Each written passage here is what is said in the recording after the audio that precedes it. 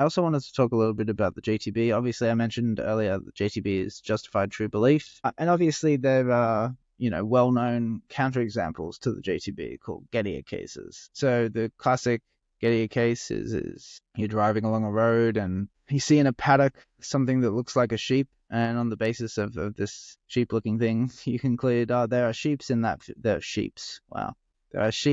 field. That just sounds wrong, but it's right. But it turns out that what you saw was, an overgrown dog, basically, that because of all its fur, kind of looks like a sheep. Let's say it's chubby as well. But unbeknownst to you, behind a hill in the field, there is a sheep, right? And so the usual thought is that, well, you had a justification. You saw something that looked like a sheep, and the belief was true. Obviously, there were sheep in the field. There was one behind the hill.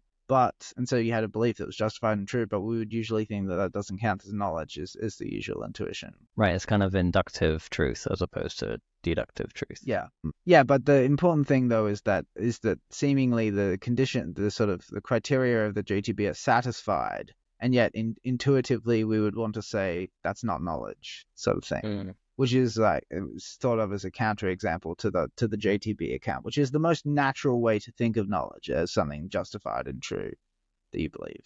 Yeah, and I just wanted to, I guess, because this is something I'm invested in and interested in, and so my investigations into the subject have kind of led me towards a kind of tracking theory to supplement the JTB. And so it basically revolves around an idea of reliability that